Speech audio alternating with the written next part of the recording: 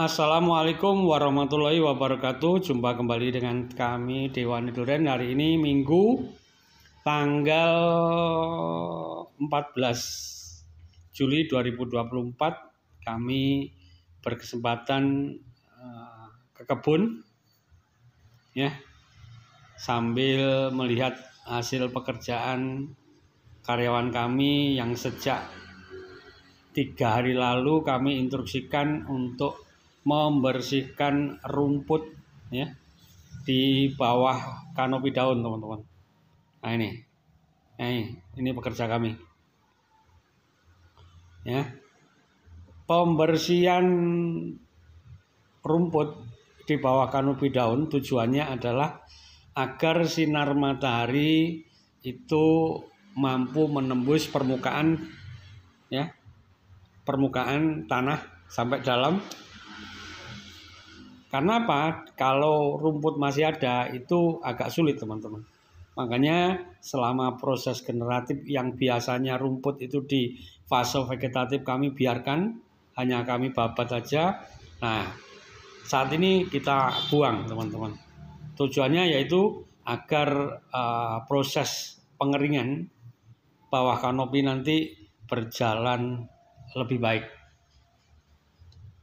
Ya. Teman-teman ya, berkebun durian itu ternyata mengasihkan ya, mengasihkan bagi kami ya, bagi teman-teman yang tahu caranya. Tapi akan menjadi momok tersendiri kalau tidak membekali dengan modal yang cukup dan pengetahuan yang cukup. Karena teman-teman ya, sudah banyak ya para pekebun yang bisa dikatakan gagal ya, teman-teman. Karena 2 faktor tadi ya.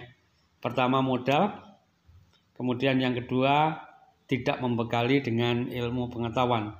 Nah, perlu teman-teman ketahui bahwa pohon durian itu makhluk hidup seperti juga manusia. Ya, seperti manusia. Pohon durian perlu makanan, manusia juga seperti itu.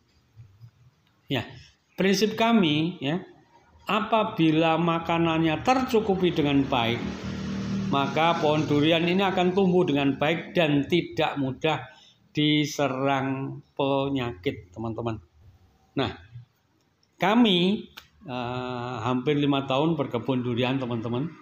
Ya, hampir 5 tahun lebih ya, bukan hampir ya. Sudah 5 tahun lebih. Lebihnya mungkin 1 bulan, teman-teman ya. Gak apa-apa, tapi yang jelas 5 tahun lebih itu kami sudah berhasil membuat SOP vegetatif. Dan teman-teman bisa melihat hasilnya seperti terlihat ini, salah satunya di kebun ini. Ya. Usia 4 tahun ya, dari total hampir 40 ya, itu yang bermasalahnya 1, teman-teman ya. Ini luar biasa. Jadi target kami memang bisa nekan ya, kalau kita menggunakan SOP kami itu mampu menekan di bawah 5% yang jelek ya, di bawah 5%. Jadi maksimal 5%. Kalau 1 di antara 40 itu sama dengan kurang lebih 2,5%, teman. Alhamdulillah. Nah, banyak sebenarnya faktor selain 2 faktor tadi, modal dan ilmu pengetahuan. Itu ada faktor lain yang perlu diperhatikan ketika kita berkebun durian. Yang pertama adalah ketersediaan air, teman-teman. Nah, di sini teman-teman memang tidak melihat bahwa kita ada instalasi air ya. Kebun kami rata-rata memang belum menerapkan instalasi air. Kami hanya mengandalkan ya, kita berikan beberapa titik itu keran, kemudian kita siram secara manual, teman-teman. Ya, kami tidak terburu-buru ke sana. Mahal ya, tetapi menurut kami itu lebih aman. Dan untuk membuat instalasi itu juga tidak murah, teman-teman. Sedangkan modal kami juga terbatas. Kami lebih mengandalkan yaitu tadi secara manual aja. Kita siram setiap 3 hari sekali bila tidak hujan. Nah, pohon segede ini teman-teman, pohon segede ini itu kebutuhan 3 hari paling enggak sekitar 400 liter.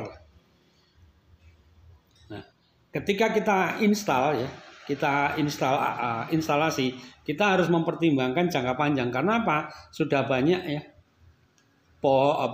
kebun yang kami bongkar instalasinya karena memang tidak mencukupi. Waktu merencanakan dulu, membuat dulu tidak pernah memperhitungkan berapa pohon ketika dewasa, air yang dibutuhkan pohon ketika dewasa itu tidak diperhitungkan dengan baik, teman-teman. Nah, itu air. Kemudian setelah air apa? Setelah air sinar matahari. Nah, sinar matahari di sini teman-teman bisa lihat relatif tidak ada naungan. Artinya apa? Pertumbuhannya ya bisa dikatakan pesat karena kebutuhan airnya tercukupi, sinar mataharinya tercukupi. Kemudian yang ketiga adalah nutrisi, teman-teman. Ya, nutrisinya sesuai dengan SOP kami kerjakan dengan baik. Ya, pupuk makro, mikro, kemudian kita tambah dengan biostimulan, asam umat, mikorisa, mikroba dan lain sebagainya tercukupi dengan baik di kebun ini sehingga hasilnya seperti teman-teman lihat itu. Ya, jadi itulah teman-teman. Jadi kalau semua tercukupi dengan baik, ya pengetahuannya memadai, modalnya cukup, ya kemudian airnya tercukupi, sinar mataharinya tidak masalah, kemudian kebutuhan nutrisi tercukupi dengan baik, maka akan dicapai pertumbuhan seperti ini. Ya, luar biasa. Jadi kami sebagai pemilik merasa happy ya melihat perkembangan tanaman seperti ini. Insya Allah ini saatnya kita masuk fase generatif. Mohon doanya ya. Kami baru berpengalaman 1 kali membuahkan tahun kemarin, teman-teman. Ya, untuk generatif. Jadi kami belum berani membuat SOP ya karena baru 1 kali panen. Nanti setelah kedua atau ketiga atau keempat nanti kamu baru berani membuat SOP. Kalau yang pertama belum, saya pikir, teman-teman ya. Kemudian yang kedua kami juga masih belum. Ya, ketiga tidak tahu.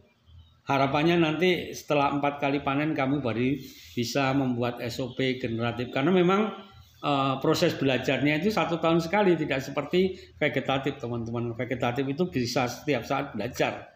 Kalau generatif ya tentu kita harus menunggu ya pohon itu berbuah, hasilnya seperti apa, kemudian kita evaluasi.